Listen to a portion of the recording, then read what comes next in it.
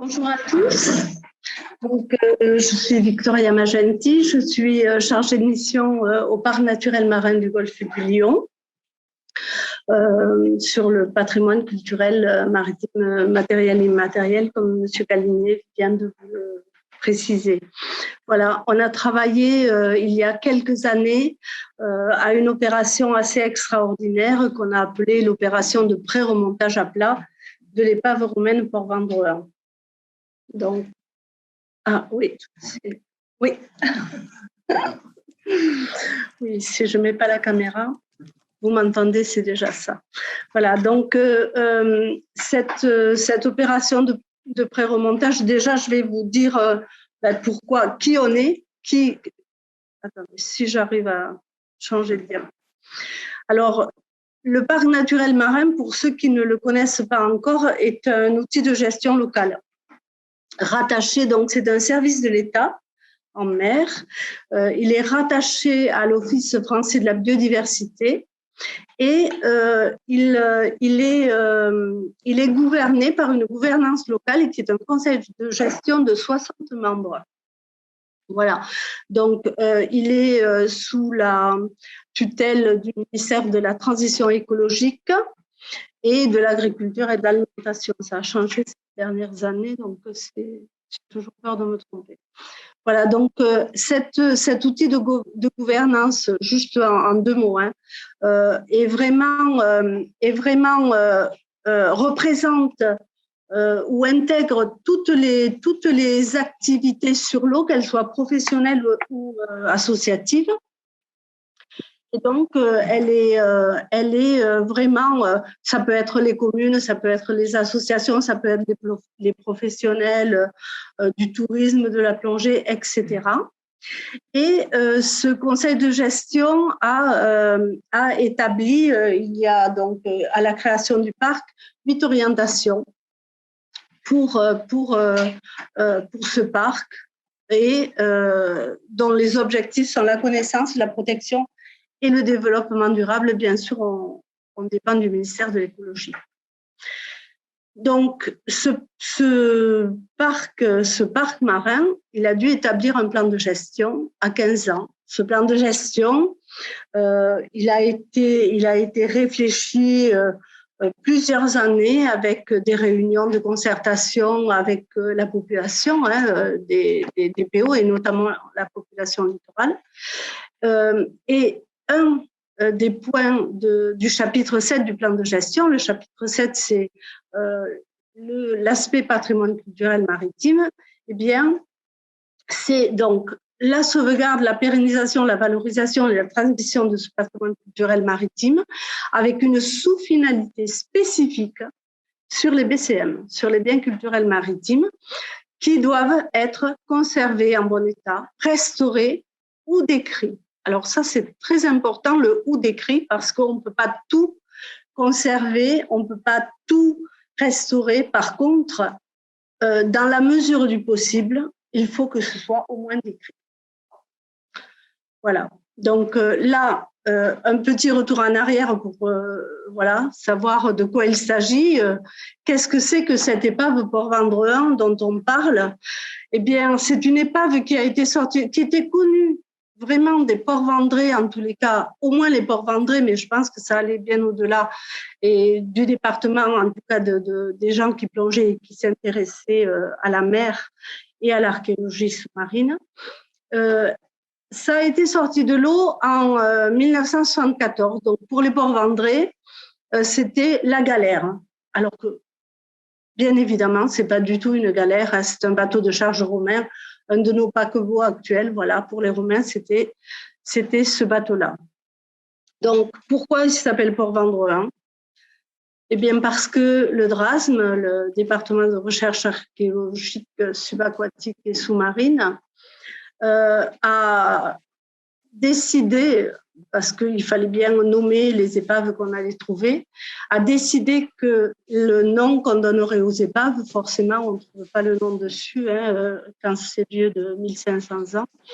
Donc, serait le nom de la ville ou du village en face duquel l'épave aura été trouvée, ou au niveau duquel l'épave a été trouvée. Et le numéro, c'est simplement le numéro de découverte.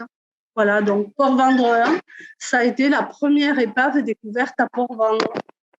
Voilà. Donc, cette épave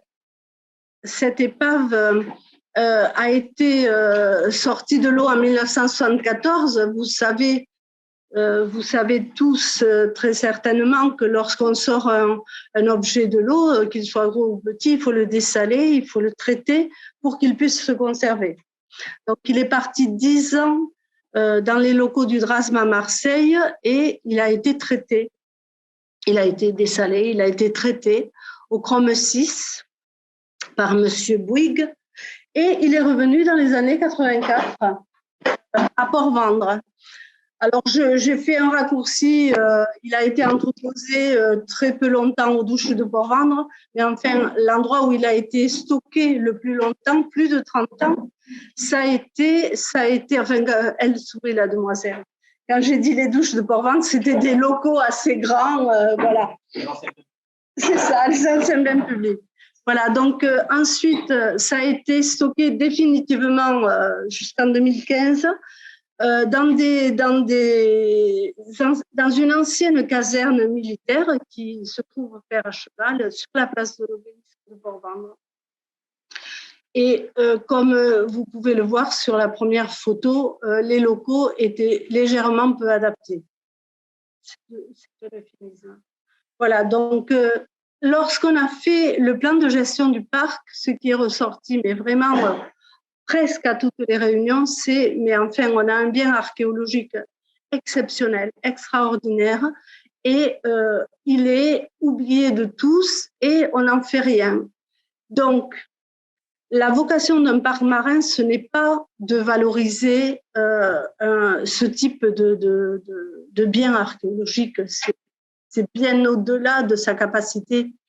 Par contre, ce qu'il peut faire, c'est aider, appuyer une restauration, appuyer un projet, voilà, à hauteur pas très importante financièrement, mais en tout cas en l'état de la demande, puisque c'était vraiment les Port-Vendrais et les gens qui venaient aux réunions de concertation qui les demandaient.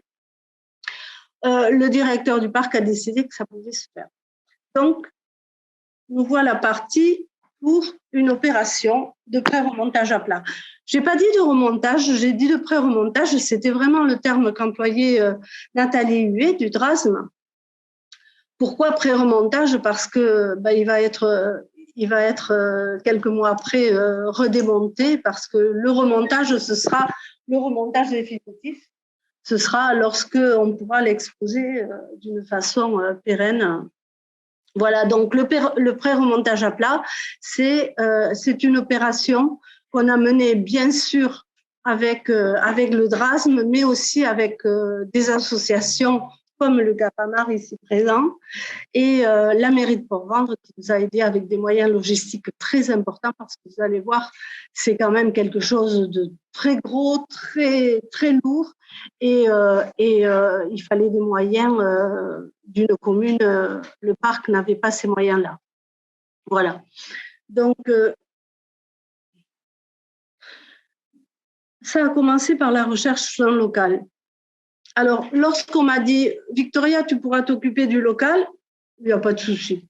Moi, je voyais ça en 3 semaines, 1 mois, je trouve un local et voilà. Ah oui, des locaux, j'en ai trouvé, mais personne ne voulait me les louer.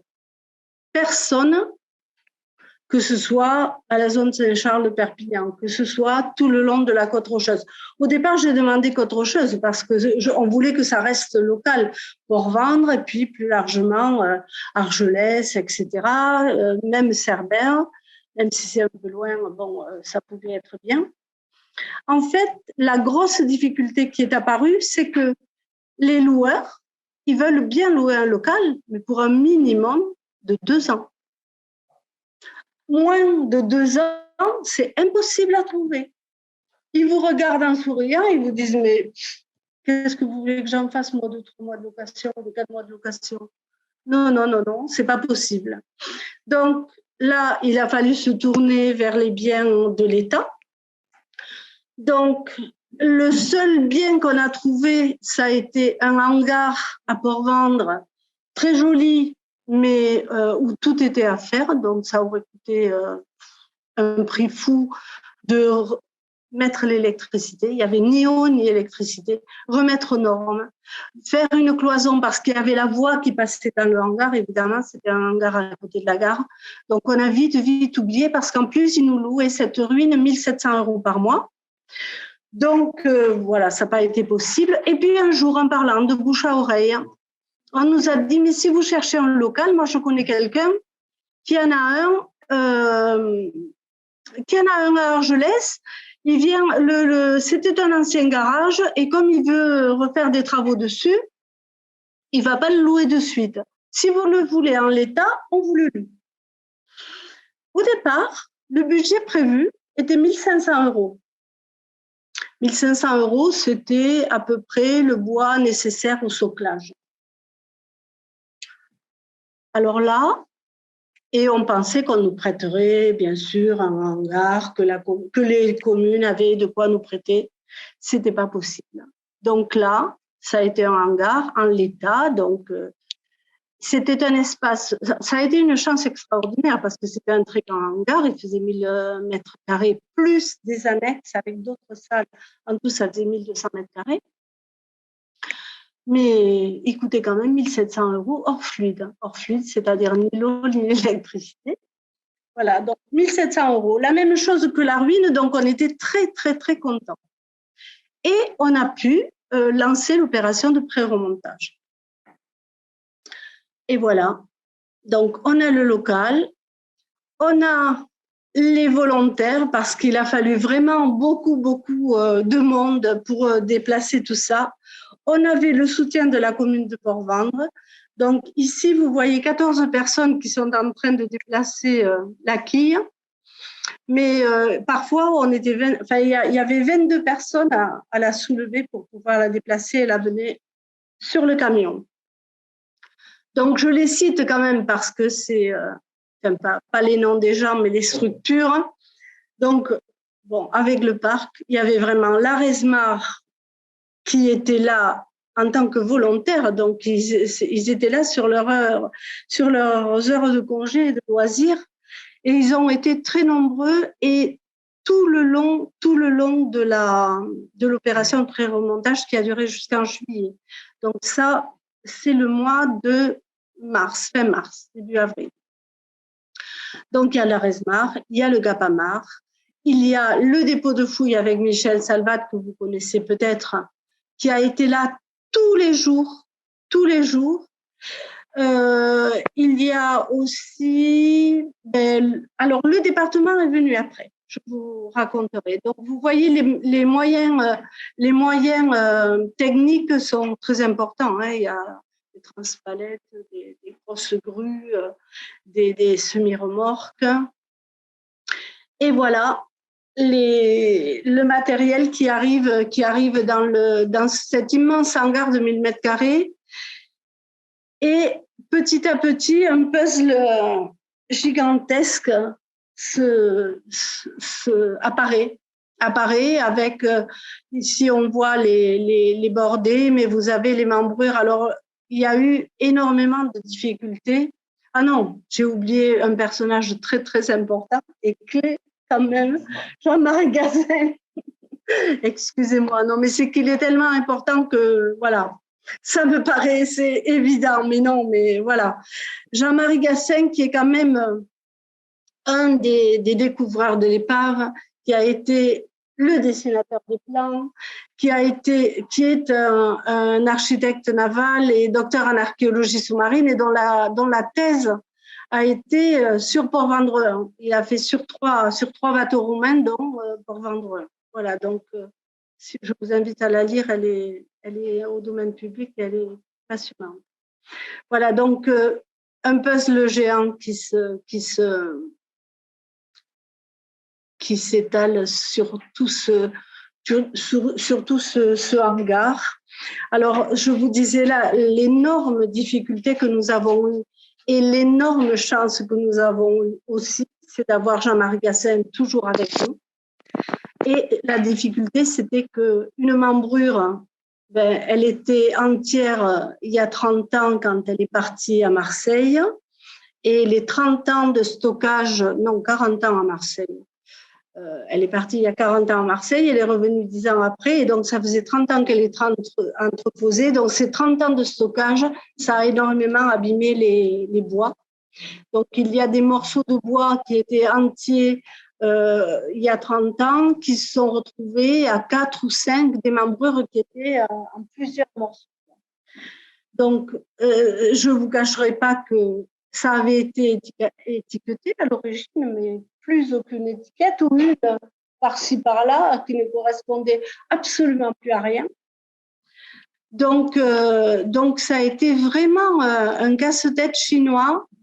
Et là, on voit Michel Salvat qui est en train de rechercher. Alors, le plan d'origine, vous voyez, il est blanc, hein, il n'y a rien.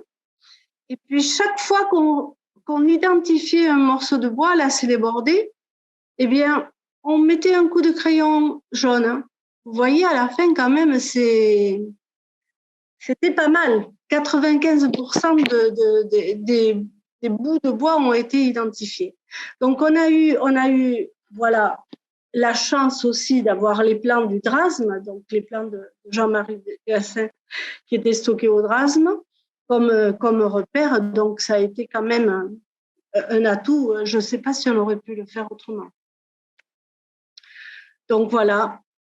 L'équipe à minima, Marie-Pierre Gézégou, qui a été aussi presque tout le temps là, avec Jean-Marie Gassin. Michel, pas presque, c'est tout le temps, tous les jours. C'est celui qui ouvrait et qui fermait le hangar. Moi, j'étais là pas mal aussi. Voilà. Donc là, vous avez les amis de la Resmar qui sont en train d'aider Michel à reconstituer la quille. Donc voilà, c'est plusieurs mois de repérage, d'identification. Vous voyez parfois les agents du Drasme qui sont habillés en cosmonautes et d'autres qui touchent tout ça à main nue. Voilà, alors c'est selon ce qu'on nous impose. Mais bon, voilà, c'est plus prudent avec des gants quand même. Voilà, donc là, on voit la reconstitution des membrures. D'abord, les identifier, ensuite les aligner dans le bon ordre et ensuite les remonter. Et comme on avait les moyens, non, là, je n'ai pas là la photo. On avait des moyens vraiment à la MacGyver, hein, on peut dire, hein, parce qu'on est allé chercher des planches à droite, à gauche pour pouvoir remonter les membrures et donner un peu la forme à la coque. Alors, on avait un projet ambitieux, enfin ambitieux ou pas, on pensait que c'était vraiment faisable. On a lancé un marché public, on a recherché une entreprise à qui on a commandé de faire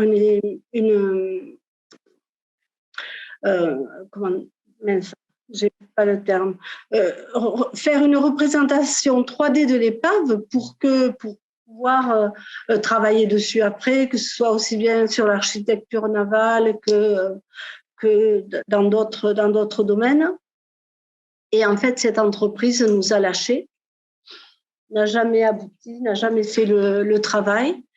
Et là, on voit que l'atelier des barques, il y avait des membrures qui étaient vraiment trop abîmées pour pouvoir réaliser l'opération 3D. Et donc, l'atelier des barques avait fabriqué 4 ou 5 morceaux de membrures pour que ça puisse se réaliser, pour que la 3D puisse se réaliser. Bon, malheureusement, ça n'a pas pu aboutir, mais on les a laissés dans la couleur d'origine, bien sûr, pour bien les différencier. Là, on les voit très bien. Et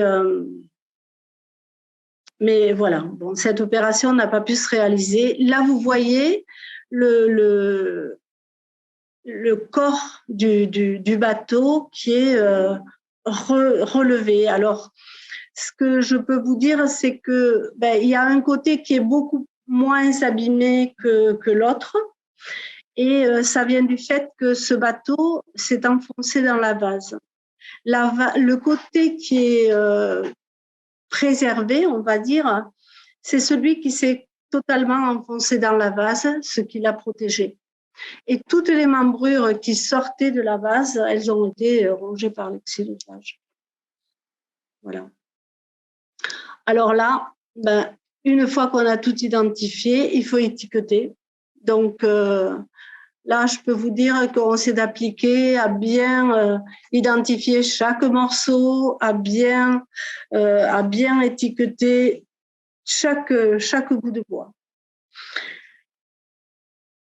Alors là, donc, c'est encore, voilà, je pense qu'on a dû attendre 9 mois parce qu'il fallait qu'on trouve ce local-là, parce que on a eu la possibilité dans l'ancien atelier de peinture de ce garage de faire un atelier de menuiserie. Donc, c'est des agents du Drasme qui sont venus plusieurs semaines à Argelès et qui ont fabriqué des caisses sur mesure pour emballer l'épave. Voilà. Donc, on savait que c'était cette opération de remontage, je ne vous l'ai pas dit, et c'est vraiment très important. Pourquoi est-ce qu'on a remonté cette épave? C'est parce que il fallait. En fait, lorsque les gens en réunion nous disaient oui, il faut absolument que cette épave qui est extraordinaire soit vue de tous, aille dans un musée. Et là, Marie-Pierre Gézégou, Nathalie Huet, qui sont ingénieurs au Drasme, nous ont dit oula, vous emballez pas. Ça fait 30 ans que cette épave est entreposée dans des locaux insalubres. On ne sait même pas ce qu'on peut en faire aujourd'hui. Peut-être que c'est trop tard. Peut-être qu'on ne pourra absolument rien en faire. Donc, pour savoir si, et c'est le pourquoi de l'opération de remontage, pour savoir si elle est vraiment muséable et valorisable, il faut vraiment qu'on fasse un état de l'épave, quoi. Voilà, donc cet état, il a été fait pendant cette opération de pré-remontage. Et donc, après ça, on ne pouvait rien faire d'autre que de la remettre en caisse, mieux conditionnée, bien sûr, pour qu'elle puisse se conserver quelques années de plus si le musée tardait à sortir de terre. Voilà, donc là, on démonte l'épave. On a numéroté tous les morceaux. On a fait des fichiers qui vont être agrafés à l'extérieur des caisses, qui ont été mis aussi à l'intérieur des caisses. Sur la dernière caisse fermée, on y a même mis une bouteille pour fêter ça si un jour on ouvre. J'espère. Voilà, donc là, 11 caisses en tout, de 2 mètres à 6 mètres. Et je ne vous parle pas des nouveaux moyens. La mairie a de nouveau prêté des outils pour pouvoir déplacer l'épave. Et donc, elle est entreposée aujourd'hui sur Polille, dans un grand hangar sur le site de Polille. Voilà, donc là, c'est stocké. Et voilà, l'équipe à minima là, hein, parce qu'on était beaucoup plus nombreux parfois. Alors aujourd'hui, en attendant que cette épave puisse être un jour vue de tous, le parc a décidé donc en 2017 de faire un film étant donné que l'opération 3D n'avait pas pu être réalisée. on a investi dans un film d'animation, enfin documentaire et d'animation, qui raconte un petit peu, mais qui est destiné au grand public, hein, qui raconte un peu l'histoire de cette épave. Voilà. Donc aujourd'hui, nous avons ce film. Je ne sais pas si certains d'entre vous ne l'ont pas vu. S'ils ne l'ont pas vu, on peut le passer. Et il y a aussi une exposition itinérante qu'on a réalisée avec Aurélie Albared, qu'Aurélie Albared a réalisé en stage au Parc Marin, donc avec mon aide, et qui aujourd'hui a déjà circulé dans 4 ou 5 villages du littoral. Elle est attendue, cette expo, au Château Royal de Collioure l'année prochaine à partir du mois de mai jusqu'à la fin de l'année. Donc ça, c'est une très, très bonne nouvelle parce que je vous invite à aller la voir. Là, pour l'instant, elle est nulle part. Elle a été cet été sur Port-Vendre. Mais si vous pouvez la voir, elle est vraiment très, très chouette, très intéressante. Un très beau travail d'Aurélie. Oh, pardon, je repars. Désolée. Aurélie.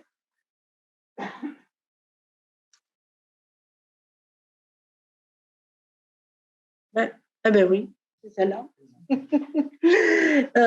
Sur des photos inédites, notamment des photos de la découverte de l'épave et son traitement, etc. Donc voilà.